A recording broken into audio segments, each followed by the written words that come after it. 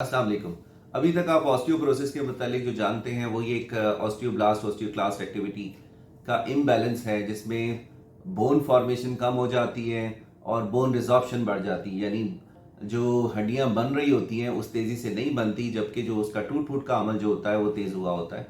तो इसके नतीजे के अंदर जो है हड्डियों की कमज़ोरी पैदा होती है, इसको ऑस्टियोपोरोसिस कहते हैं।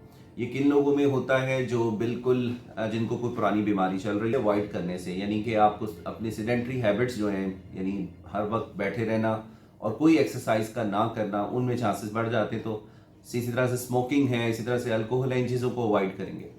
दूसरा ये है कि अगर किसी को पोस्ट मेनोपॉज हो चुका है तो उसका फ़ौरन हमें ख़ास तौर पे कि जिनके अंदर रिस्क फैक्टर्स हों, यानी पोस्ट मेनोपॉज भी हो और साथ रिस्क फैक्टर्स जो मैंने अभी इतने सारे आपको गिनवाए इनमें से कोई एक हो, तो उसको डेक्सा स्कैन करवाना चाहिए। तो ये जो ऑस्टियोप्रोसिस जो है, जब ये लेबल हो जाता है तो उसके बाद हम इसकी ट्रीटमेंट करते हैं। अच्छा, इसमें जो देने वाली चीज़ें हैं दवाइयों के तौर पे, उसमें कैल्शियम सप्लीमेंट्स हैं, विटामिन डी सप्लीमेंट्स हैं और बाकी कुछ दवाइयाँ हैं। वो डेफिनेटली एक मुस्तनद डॉक्टर ही आपको एडवाइस करेगा, खुद से आप नहीं ले सकते, लेकिन मैं आपको यहाँ पर नाम उनके दवाइयों के ज़रूर बता देता हूँ। जिसमें एंटी रिजॉर्प्टिव ट्रीटमेंट है जिसको हम बिसफास्फोनेट्स कहते हैं।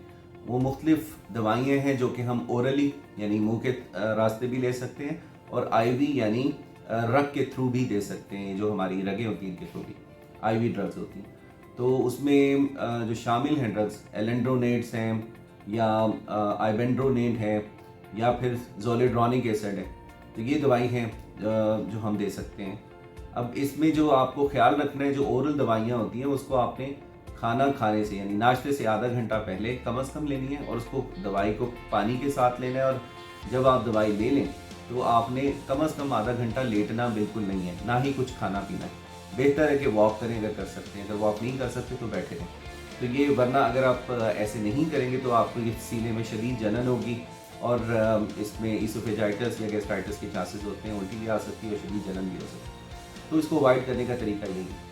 बाकी ये है कि जो आईवी ड्रग्स हैं उनका हम मंथली भी दे सकते हैं, 3 मंथली भी दे सकते हैं और ईयरली भी दे सकते हैं। ये तो हो गए हैं बिस्फॉस्फोनेट्स। इसके अलावा कुछ ड्रग्स हैं जिसमें हार्मोन्स दी जा सकती हैं, ख़ास तौर पे हार्मोनल रिप्लेसमेंट थेरेपी। और अब जो न्यू गाइडलाइंस हैं वो यही है कि अगर किसी यंग पेशेंट को ऑस्टियोपोरोसिस हो गया है तो उनको एचआरटी देनी चाहिए। और यंग कौन से पेशेंट हैं? 40 साल के अराउंड जो फीमेल्स हैं जिनका सर्जिकली ओवरीज को रिमूव कर दिया गया है, उनके अंदर हार्मोनल रिप्लेसमेंट थेरेपी देनी चाहिए, प्रोवाइडेड ये कि उनके अंदर कोई थ्रोम्बोएम्बोलिक फिनोमेना, खून जमने के चांसेस ना हो। तो उनको आपने हार्मोन रिप्लेसमेंट थेरेपी लेनी चाहिए उन पेशेंट्स को।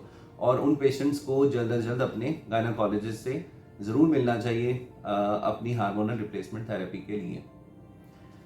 इसी तरह से जो और हार्मोन है वो है पैराथायराइड हार्मोन। तो इसको भी हम इंटरमिटेंटली लगा यूज़ करके, ये सबकुटेनियस लगती है, इसको यूज़ करके हम ऑस्टियोपोरोसिस का इलाज करते हैं। और कुछ पेशेंट्स होते हैं जिसके अंदर किडनी फंक्शंस ठीक नहीं होते, तो उन पेशेंट्स के लिए हमारे पास एक और दवाई है जिसको डेनिसुमैब कहते हैं और वो इंजेक्शंस के थ्रू दी जाती है। तो ये जो दवाइयों की एक फहरिस्त है जो मैंने आपको बताई है। लेकिन बैकग्राउंड के अंदर जो दवाइयाँ रिक्वायर्ड होती हैं वो कैल्शियम है और विटामिन डी। इसके अलावा आपने अपनी हेल्थ को हेल्दी एक्टिविटीज़ भी करनी है, फॉर एग्जांपल वॉक करनी है अगर आप कर सकते हैं। तो ये तो है जिनको ऑस्टियोपोरोसिस विदाउट फ्रैक्चर जो है डायग्नोज हुआ है। अब दूसरी जो कैटेगरी है जिनको फ्रैक्चर हो जाता है, वो अनफॉर्चुनेटली जो फ्रैक्चर वाले पेशेंट्स होते हैं उनकी बहुत हमें मुश्किल होती है उसको ट्रीट करने के लिए। एक तो वो फ्रैक्चर उनको हुआ होता है कि अगर किसी बड़ी हड्डी का हो, फॉर एग्जांपल हिप बोन का हो जाए तो उसका तो ऑपरेशन ही होता है। अब लेकिन आपको एक बात समझनी होगी, जिन पेशेंट को ऑस्टियोपोरोसिस हो जाता है और उनके अंदर फ्रैक्चर हो जाए तो वो फ्रैक्चर जो है उसको ठीक करना डॉक्टर्स के लिए भी बहुत मुश्किल हो जाता है।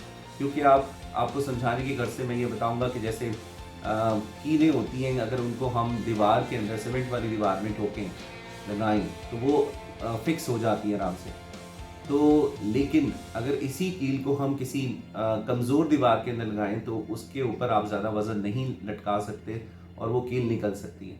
इसी तरह बोन्स के हालात होते हैं। अगर बोन मजबूत होती है तो उसमें वो जो जॉइंट रिप्लेस किया गया है या वो प्लेटें लगाई गई हैं जिससे हड्डी को जोड़ा गया है, तो वो अगर ऑस्टियोप्रोटिक बोन हो तो वो वीक होती है, उसमें कीलें भी नहीं ठहरती, उसमें वो इम्प्लांट भी नहीं ठहरता और मुश्किल हो जाता है, वो इम्प्लांट हिल जाता है। तो ये एक मुश्किल ना हो, ठीक है। और उनकी कमरे में लाइट का, मध्यम लाइट का इंतज़ाम ज़रूर रखें। उनको स्टिक या फ्रेम वॉकर लेके दें ताकि जिसकी मदद से वो चलें और गिरने के चांसेस कम हो। यानी आपको गिरने के चांसेस को कम से कम करना है बूढ़े लोगों के लिए, ताकि उनको ऑस्टियोप्रोटिक फ्रैक्चर ना हो।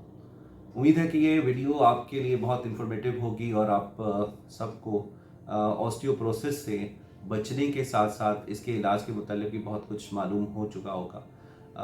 एट द एंड ये है कि आप कमेंट